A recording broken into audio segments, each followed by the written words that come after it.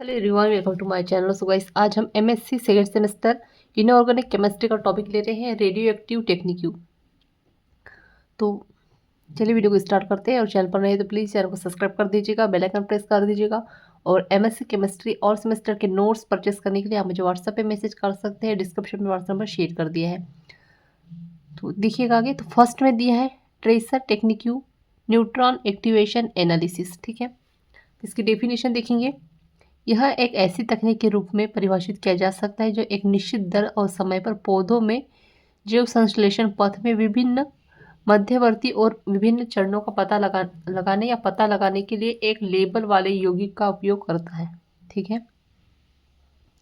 क्या कह रहे हैं यहाँ पर, ये एक ऐसी तकनीक है जिसमें क्या करता है, जो एक निश्चित दर और समय में पौधों के जैव संश्लेषण पथ में विभिन्न मध्यवर्ती और विभिन्न चरणों का पता लगाने के लिए इसका उपयोग किया जाता है। ठीक है, या दूसरी डेफिनेशन इस तरह है कि इस तकनीक में विभिन्न आइसोटोप मुख्य रूप से रेडियोधर्मी आइसोटोप में शामिल किया जाता है, जिन्हें पादप मेटाबोलाइज के पूर्ववर्ती के रूप में शामिल किया जाता है, जो बायोजेनिक प्रयोगों में मार्कर के रूप में उपयोग किया जाता है।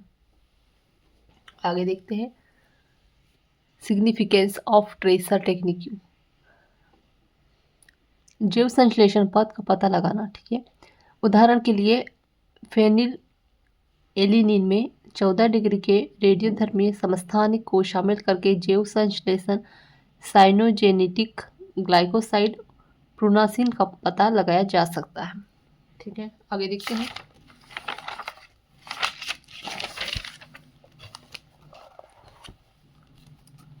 आगे है ट्रेसर युक्त यौगिकों का स्थान और मात्रा। 14 सेंटीमीटर लेवल वाले ग्लूकोज का उपयोग जैविक प्रणाली में ग्लूकोज के निर्धारण के लिए किया जाता है। विभिन्न अध्ययनों के लिए अलग अलग ट्रेसर नाइट्रोजन और एमिनो एसिड का अध्ययन के लिए। ठीक है, टेबल वाला नाइट्रोजन कार्बन की तुलना में विशिष्ट जानकारी देता है, सुविधाजनक और उपयुक्त तकनीक होती है। ठीक है, अब है criteria for tracer technique. Tracer एक प्रारंभिक सांद्रता चयापचय के दौरान कमजोर पड़ने के साथ प्रतिरोध का सामना करने के लिए पर्याप्त होनी चाहिए। फिर है प्रॉपर लेबलिंग।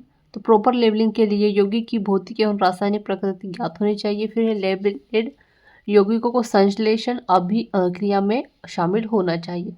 लेबल उस सिस्टम को नुकसान नहीं पहुंचाना चाहिए जिससे उसका उपयोग किया जाता है। ठीक है, आगे देखते हैं। अब सेकेंड नंबर में है काउंटर टेक्निक्यू सच अस जीएम। अब ये क्या है वो आगे देखते हैं। तो इंट्रोडक्शन देखेंगे। तो जीएम का मतलब है यहाँ पर गेगर मुलर।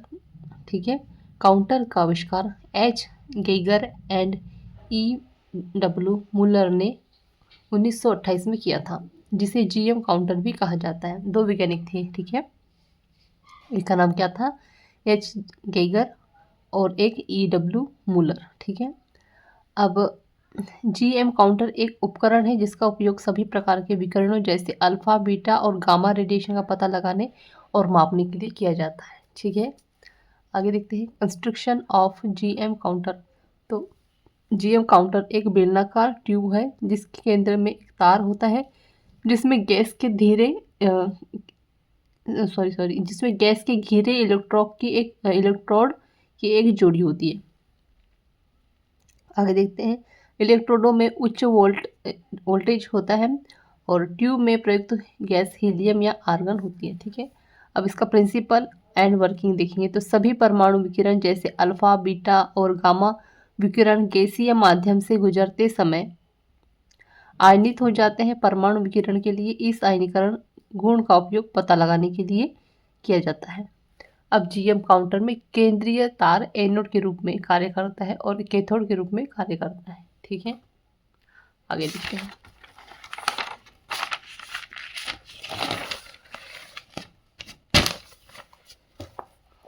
जब कोई आयनीकरण विकिरण जैसे alpha beta gamma radiation tube में प्रवेश करता है तो यह ट्यूब में मौजूद कुछ गैस अणुओं को आयनित कर देता है। इस आयनिक परमाणु में एक इलेक्ट्रॉन बाहर निकलता है, शेष परमाणु धनात्मक आवेश होता है।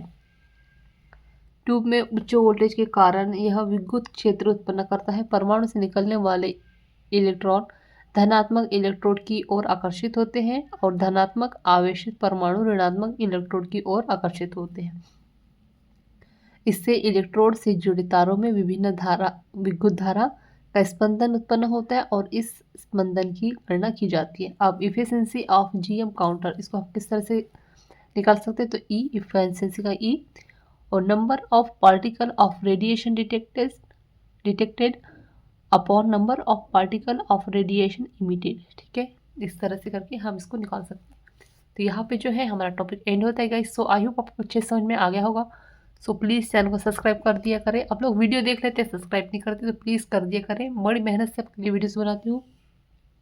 और अगर आप एमएससी केमिस्ट्री ऑल सेमेस्टर के नोट्स परचेस करने हैं तो उसके लिए आप प्लीज़ व्हाट्सएप पे मैसेज कर दीजिएगा। व्हाट्सएप नंबर डिस्क्रिप्शन पे शेयर कर दिया है। Thank you.